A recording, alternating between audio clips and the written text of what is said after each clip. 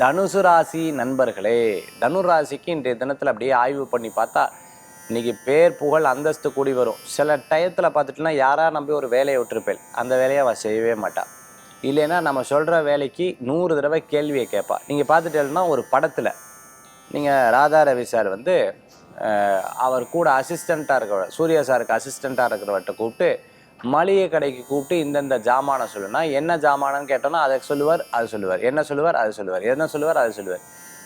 அதே சூர்யா சார்கிட்ட சொல்லும்போது லிஸ்டெல்லாம் எடுத்துகிட்டு என்னென்ன வேணுங்கிறது எல்லாத்தையும் சொல்லி டயத்தையும் ஃபிக்ஸ் பண்ணி ரொம்ப அழகாக எடுத்து சொல்லுவார். அந்த மாதிரி ஒரே காலில் எல்லாத்தையும் முடிப்பாங்க.